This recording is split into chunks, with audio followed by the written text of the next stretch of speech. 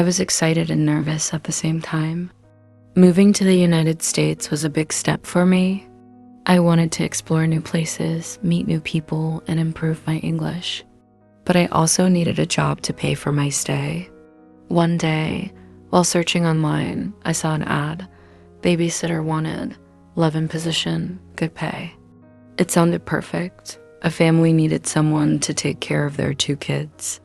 I would live with them and help with meals, homework, and playtime. The family, the Bennetts, invited me for an interview.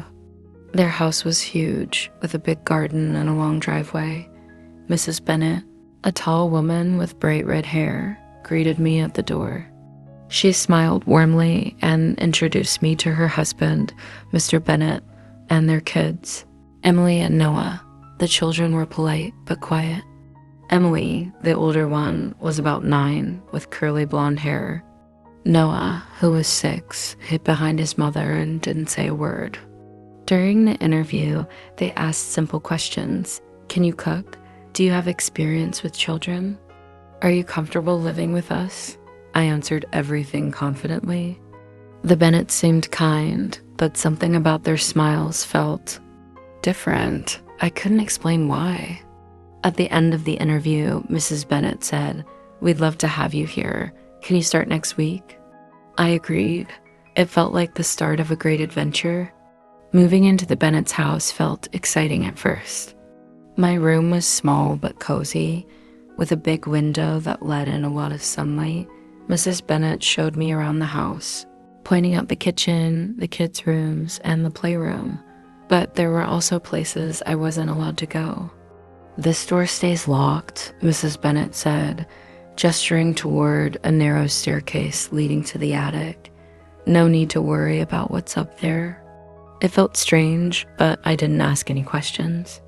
The kids, Emily and Noah, were polite but very quiet.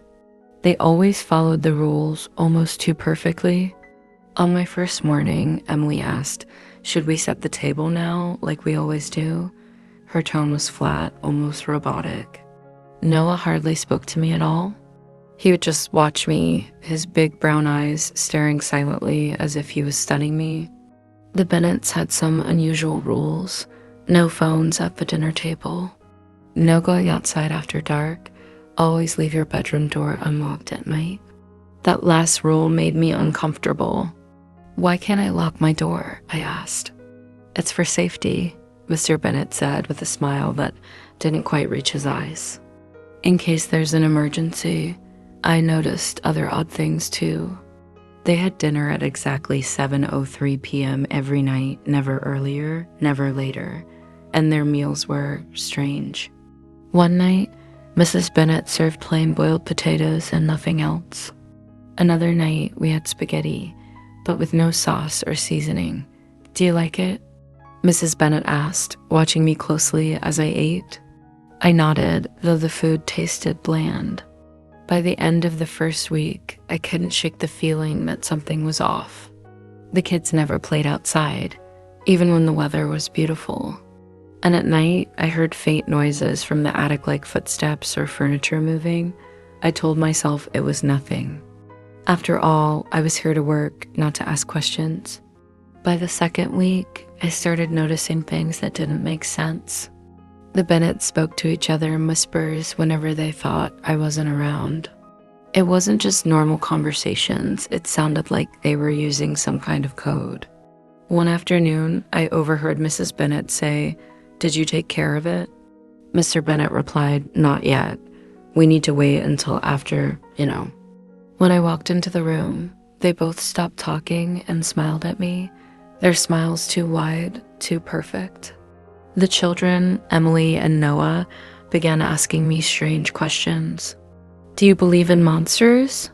Emily asked one evening as I was helping her with her homework. "Monsters?" I laughed nervously. "No, of course not.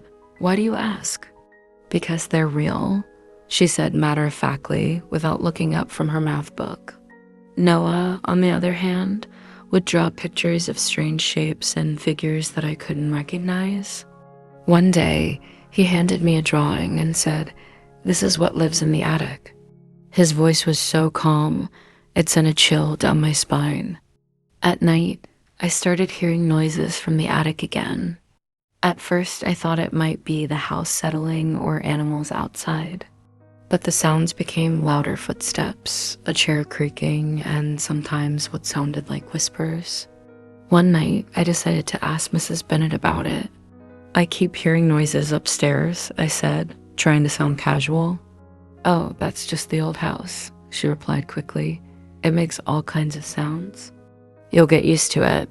Her answer didn't convince me. I started feeling like I was being watched, even when I was alone. The kids' behavior, the parents' secretive conversations, and those noises, they all made me uneasy.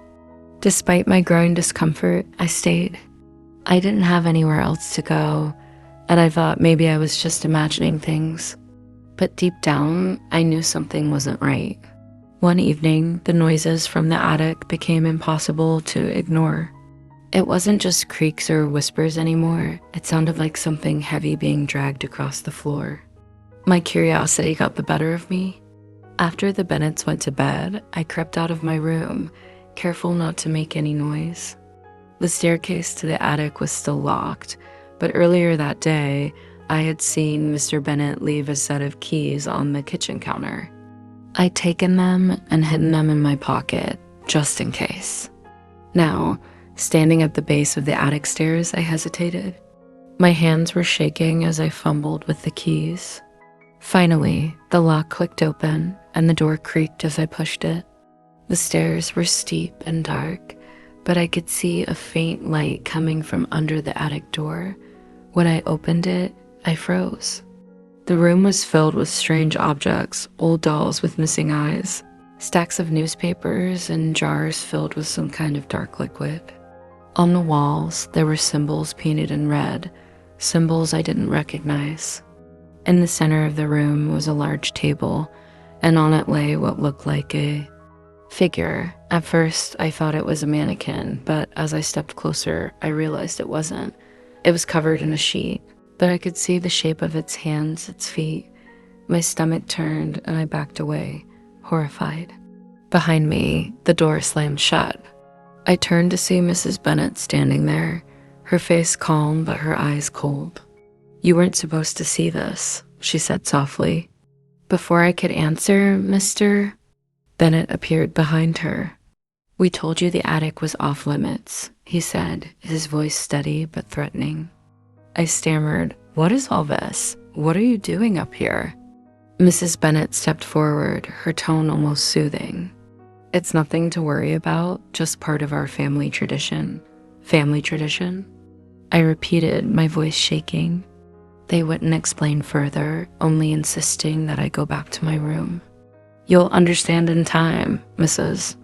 Bennet said, her hand resting on my shoulder as she guided me downstairs. That night, I couldn't sleep. I couldn't stop thinking about what I'd seen. I wanted to leave, to run away, but something held me back. Was it fear? Or was it the need to know the truth? The next morning, I couldn't hold back anymore. I had to know the truth. After breakfast, while the kids were playing in the other room, I confronted the Bennets. "I saw what's in the attic," I said, my voice trembling but firm. "You mean to tell me what's going on here?" Mrs. Bennet's face stayed calm, but her eyes darted to her husband.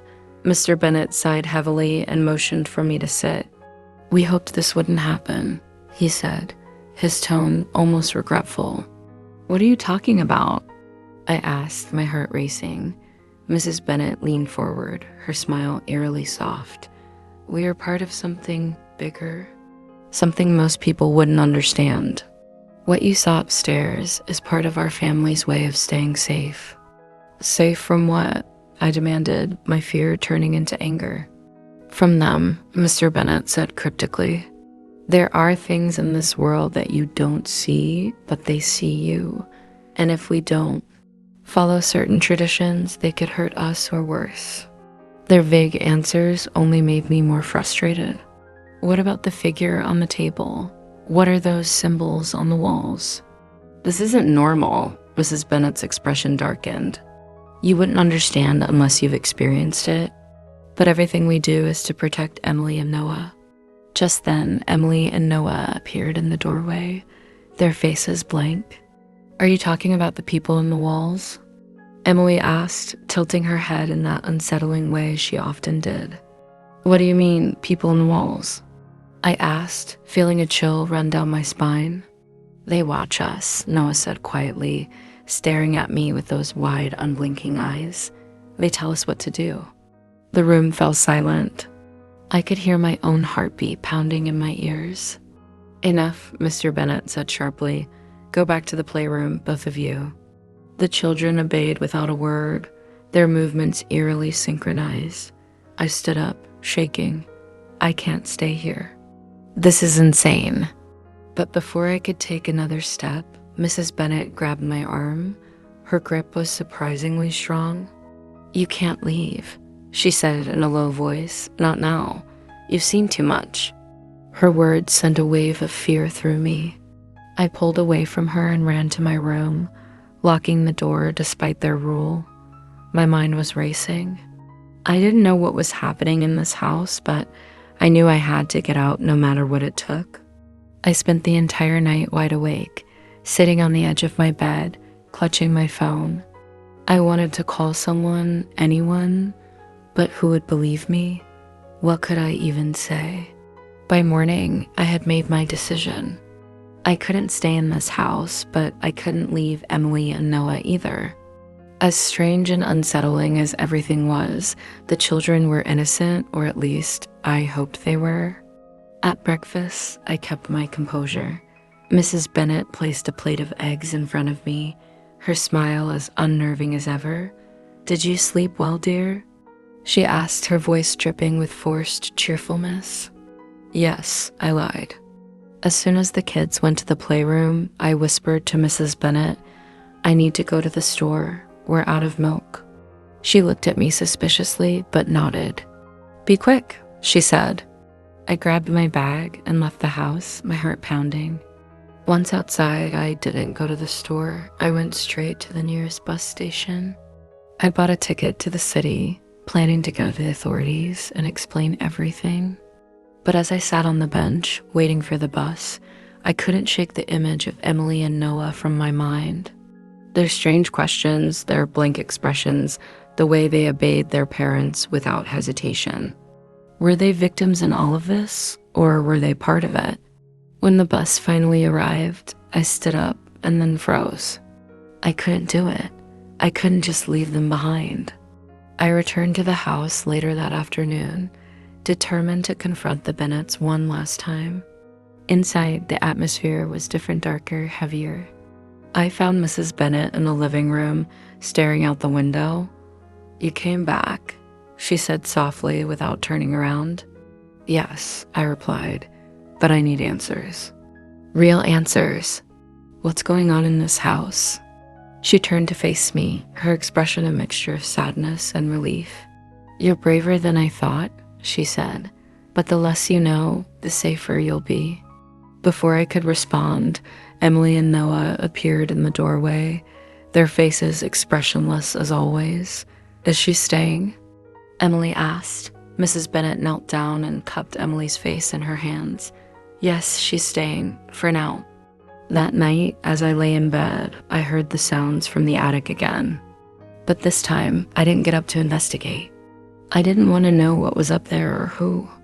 A week later, I left the Bennet's house for good. I didn't explain why, and they didn't try to stop me. To this day, I don't know what I walked away from. Sometimes late at night, I still hear those whispers in my dreams. And sometimes, I wonder if leaving was the biggest mistake I ever made. Thank you for watching. If you enjoyed this story and want to learn more English through real-life experiences, don't forget to subscribe to our channel. Hit the like button and turn on notifications so you never miss a new story. Write in the comments the name of your city and country, we'd love to know. Let's keep learning and growing together. See you in the next video.